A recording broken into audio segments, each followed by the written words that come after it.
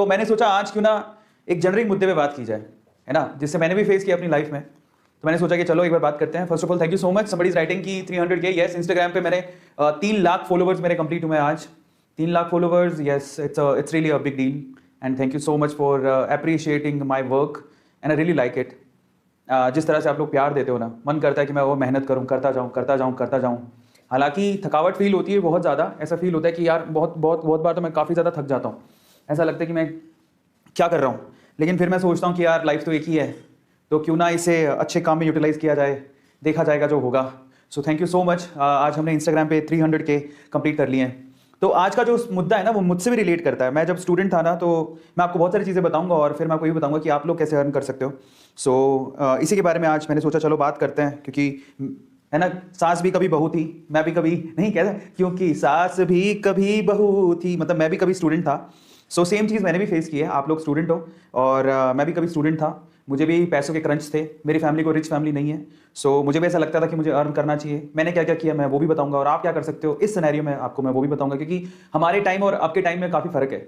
और सबसे इंपॉर्टेंट चीज़ ये है कि इंसान जब खुद को बदलना नहीं जानता तो वो पीछे रह जाता है। मैंने अपने आप को बहुत बदला। मैंने कभी भी ये नहीं सोचा कि समय के साथ नहीं बदलो। मैंने समय के साथ टेक्नोलॉजी को समझा, सीखा, हमेशा लर्नेबल रहा।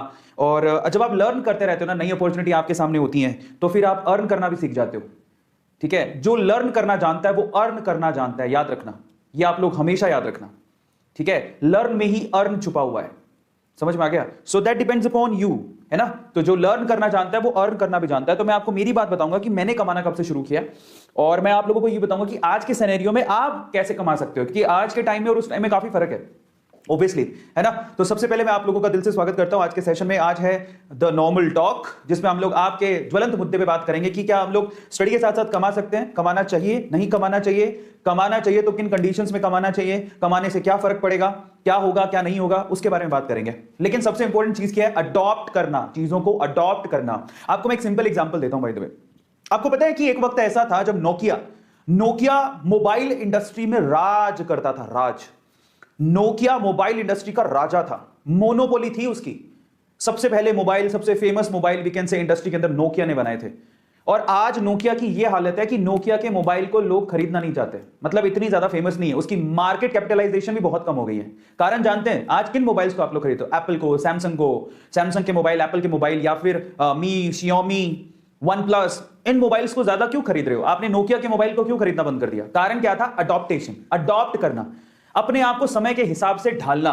जिसने अपने आप को समय के हिसाब से ढालना बंद कर दिया, समय ने उसको साइड में कर दिया। तो मैंने अपनी जिंदगी में एक ही बात सीखी, लर्न करो, अडॉप्ट करो, अपने आप को सिचुएशन के हिसाब से ढालो, वो चीज आपको कमा के देगी। और अगर आप रिजिड हो जाते हो कि नहीं मेरे को तो इतना ही करना है, तो फिर आप कुछ नहीं कर सकते हो। तो आप नोकिया मत बनो, आप एप्पल बनो, आप सैमसंग बनो। समझ में आता है? ये बहुत जरूरी है। इनोवेशन, अडॉप्ट करना, सिचुएशन, फ्यूचर को देखना, भविष्य में क्या रखा है, मैं कैसे कमा सकता हूं, भविष्य में किस चीज की रिक्वायरमेंट आने वाली है, और वो चीज अगर मैं अभी करना शुरू कर दूं।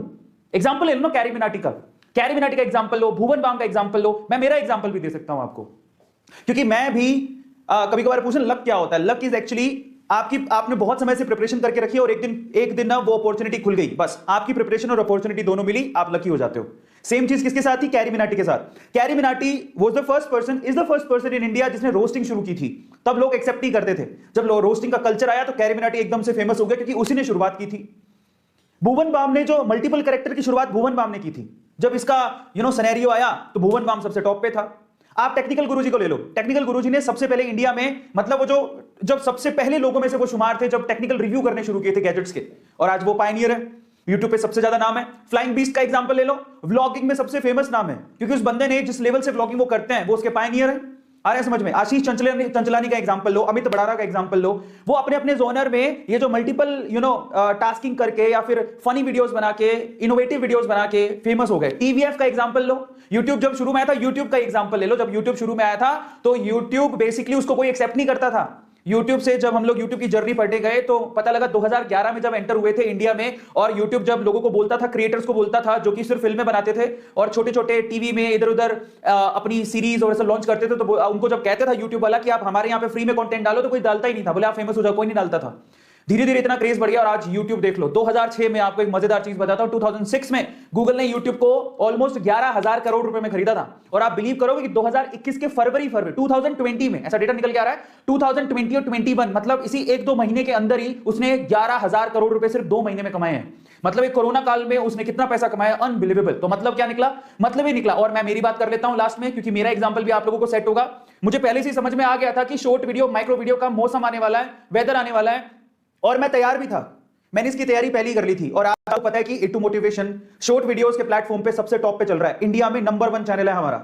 अभी कितने हो चुके हैं, 52 लाख सब्सक्राइबर्स हो चुके हैं। अब ये क्या मतलब है इसका, ये कुछ कहता है आपसे, ये कहता है अडॉप्टेशन, फ्यूचर को देखना और फ्यूचर को देख के अपने आप को तैयार करना ताकि आप पैसा कमा सको। मैं ये एग्जांपल आपको इसलिए दे रहा हूं, और मैंने अपना एग्जांपल इसलिए दिया कि अगर आप सोशल ब्लेड पे जाके इटू मोटिवेशन सर्च करोगे तो हम लोग पूरे इंडिया में कितने सारे यूट्यूब चैनल है, 119वें नंबर पर आता हूं मैं। शायद बहुत सारे बड़े बड़े क्रिएटर से बहुत आगे हूं। चाहे आप भुवन बाम का एग्जांपल ले लो, कैरीमिनाटी का एग्जांपल ले लो, जो टॉप 150 है, टॉप 150 यूट्यूब चैनल्स में मेरा नाम आता है। आप चाहे तो सर्च कर लीजिए।